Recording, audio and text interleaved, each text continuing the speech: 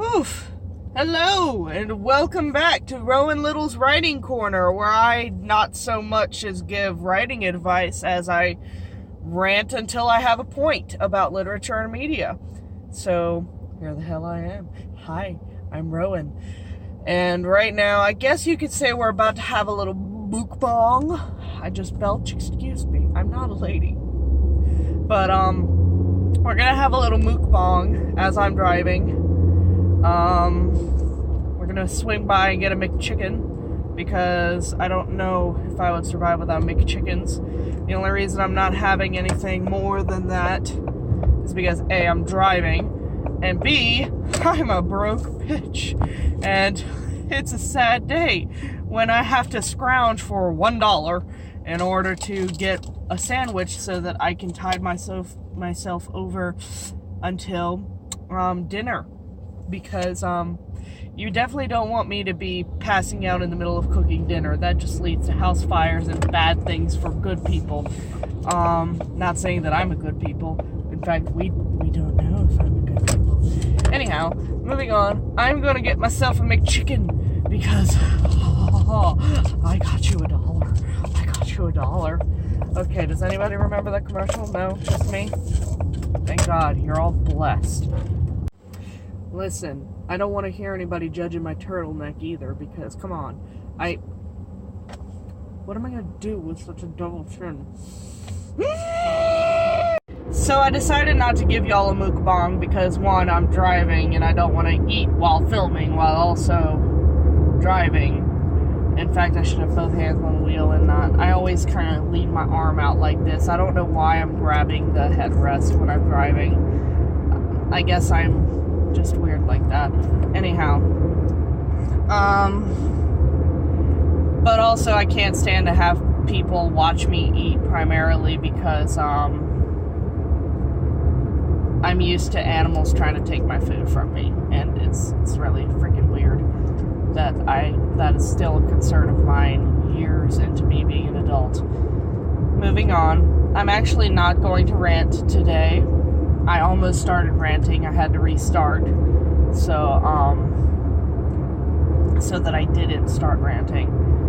I don't want to rant right now. I want to talk about my tapastic story, which is Wild Things Should Stay Wild. It's particularly relevant. Yes, relevant is a word. Oh my God, it is a word.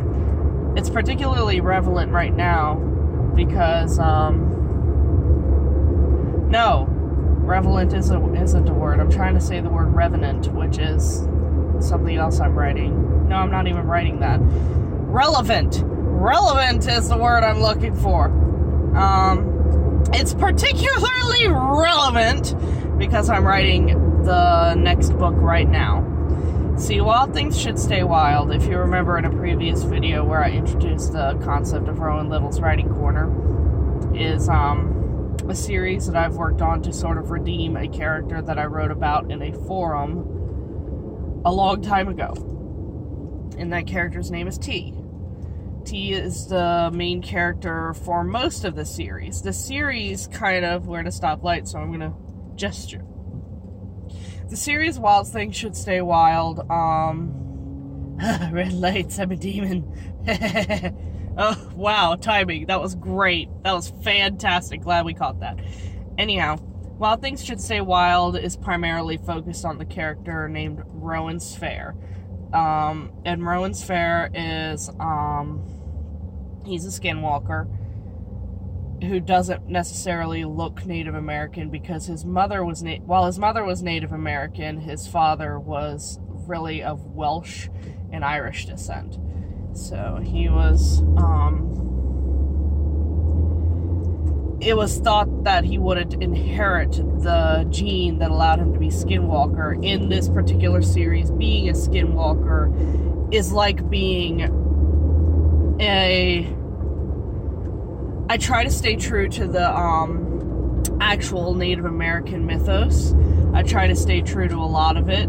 I did a lot of research before I made him a Skinwalker, because I'm not gonna lie, when I first created T a long time ago, I was very slap happy and just looking for things to turn him into, looking for things that could work.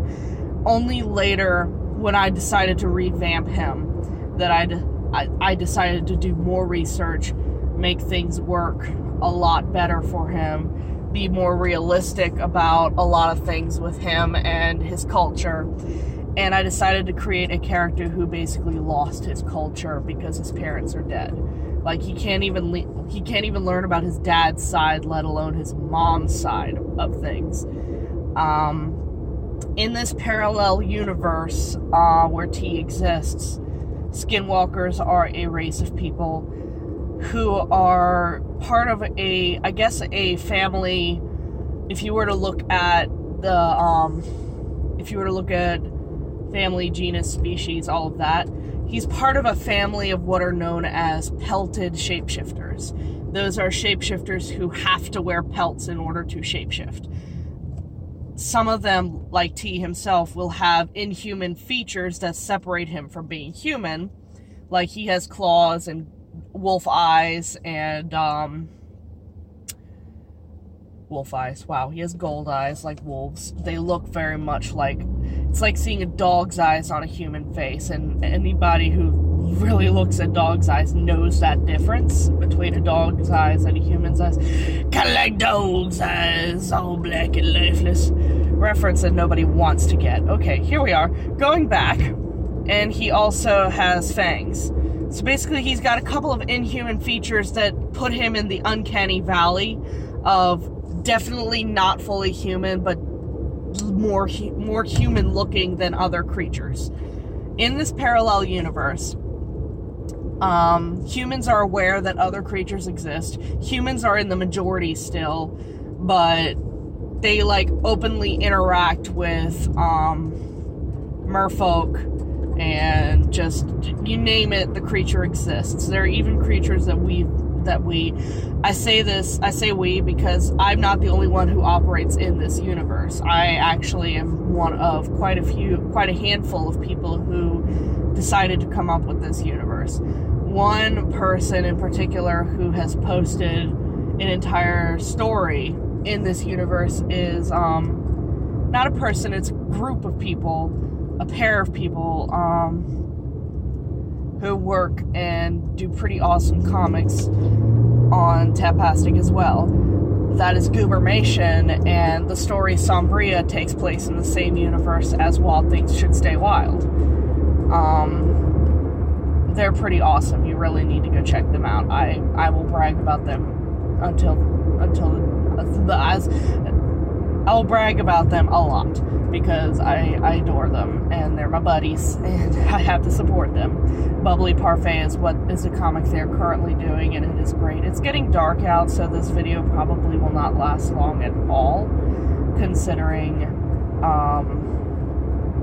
it's getting dark as I'm driving. I'm driving to my next job, which is basically Rover. I'm watching a pair of cats, and they are absolutely wonderful and adorable, and I love them. And yeah, so moving on. So this universe, humans and inhumans are aware of each other. There is definitely a marginalized, inhumans are definitely a marginalized group. I try to use this universe to parallel a lot of what goes on with not only the LGBT community, but also communities of people of color and basically anybody who's not a white cis man and straight. And I'm basically trying to make sense of what our situation is by delving into a fantasy version of it. And I do my best. I take actual narrative points and incorporate them when I can, while also not doing what everybody declares to be politicizing it too much. Not that I give a shit. Media's here to politicize everything. I mean, media is the fourth wall. I live in America, so the fourth wall. Wow. We're breaking the fourth wall. Fourth wall break inside a fourth wall break. That is like 16 walls. Ah, Deadpool, I love you. Anyhow, I'm basically using my ability to work with the fourth branch of the government, because that's what I meant. The fourth branch of the government is the media, because the media is supposed to seek truth and act as a watchdog for the people. Whether or not it's actually doing that now for America, I will not delve into that. But I believe that it's impossible to write a story without incorporating your views into it. And that's what I'm doing with Wild Things Just Stay Wild. Not only is it a passion project of mine where I'm revamping a character whom I love dearly, who was not done the justice that he deserved when I first created him. And I'm using this to not only talk about political things that worry me, and to revamp him, but I'm also using this series to heal, because I have a lot of things that go through my head that I don't talk about, and I'd much rather talk about it through. We're gonna let my hair down because I'm here and queer and get used to it. I have no idea what that voice was when I'm trying here. But main thing is, this is a personal project for me. And so I need to talk about Timur, because he's like a part of me. Like, literally, he used to be a persona of mine, a persona that I created to resemble me. But like I stated in a previous video, he basically just became the dartboard for all of my bad ideas and bad feelings, and as a character, he didn't deserve that. He deserved a lot better. So I took it upon myself to revamp him and to give him that better story that he really deserves. So he went from being basically a cis man who is AMAB to being a not trans man, he's trans non-binary, meaning that he starts off really masculine, like trying to portray a male because he's AFAB, and he was born in the 1940s, and he was growing up in the 50s and 60s. It was just, even with an inhuman mother, it was just better for him to not only pretend he doesn't have an inhuman mother, but to at least portray a man in America. It was just better for him that way. He had a very bad and rough situation. He's gone through a lot, and that's like the entirety of the first book is explaining exactly how he got where he is now. And the way I wrote this series is you have the first book, which is To Break a Wild Thing, explaining T's life from birth, or from childhood at least, all the way to present day with this organization called the Red Cord.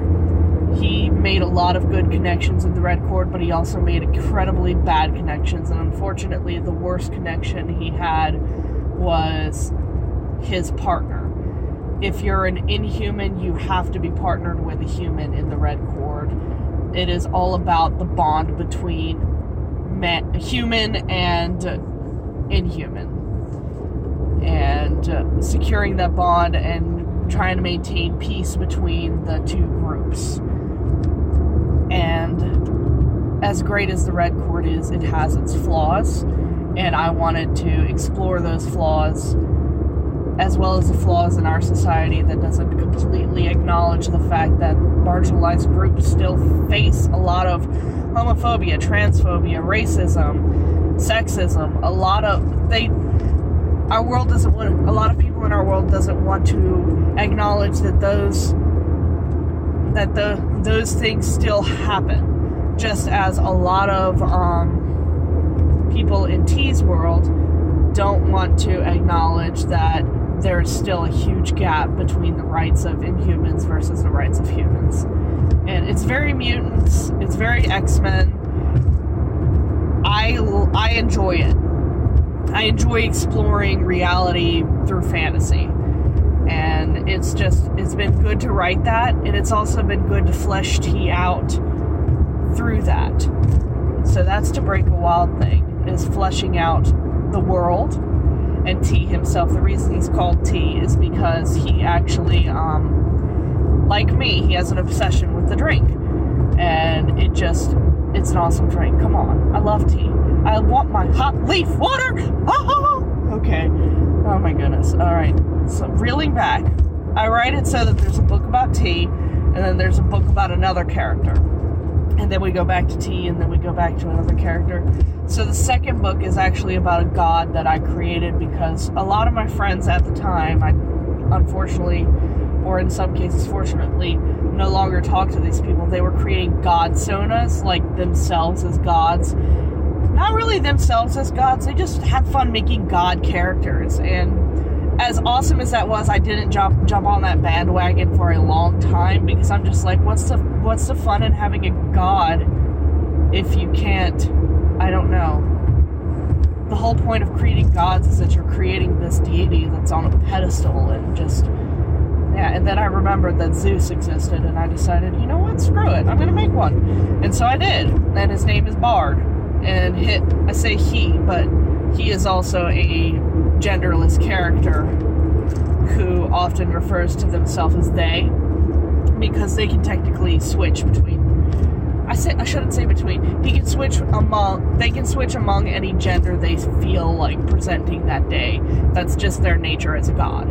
And I like having gods that are above gender constructs because I'm non-binary myself. What is gender? Gender is a construct. Bang, bang. I'm just full of all kinds of references that nobody cares or knows about.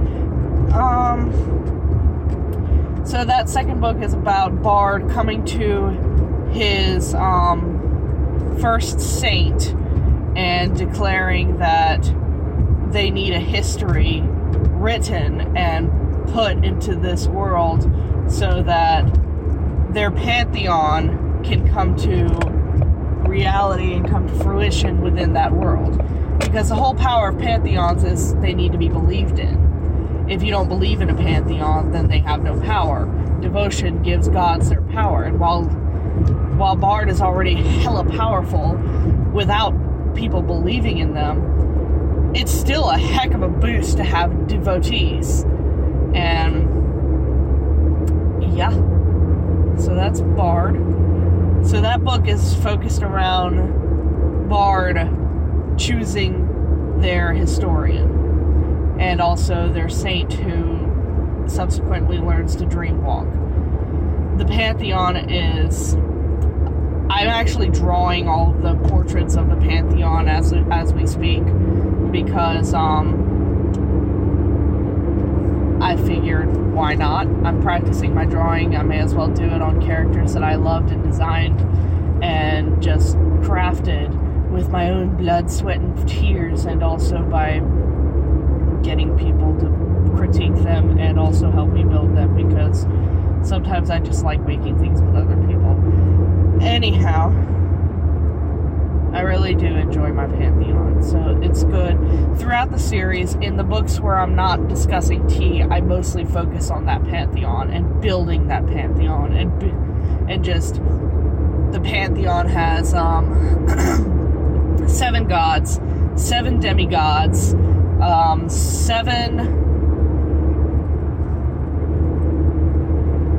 7 saints, and just, can you tell I like the number 7? Anyhow,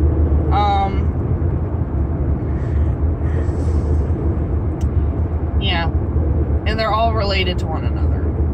They each also get an element of some form. Just, I like matching things up with things. I like matching things. It's fun. Give me a break. I'm just trying to be cool. But this is the same pantheon that I created that's going to be the overarching pantheon in all of my books. They're my Dark Tower. They are my Dark Tower. And I love them to bits, and I'm going to stop saying that I love them because I think I've said it enough in this video. I love being a dark a dark, shadowy figure in a car while I'm talking about my books. But basically, this series is intermittently T's journey through this universe where he is growing and changing and addressing the issues that were born from what he went through with the Red Cord, with building this pantheon. And eventually the two worlds collide. And I say two worlds, really the pantheon has access to multiple worlds, because I'm writing about a multiverse here. There are several different versions of T. I even talk about one particular version of T. It's my final book. It's going to be called To Tame a Wild Thing. And that final version of T is what if T had had switched partners. And if you read To Save a Wild Thing, you could probably guess who that partner would be. Anyhow, so the book says there's To Break a Wild Thing, The God of Other Worlds, and that's Bard's story. And then there is To Catch a Wild Thing.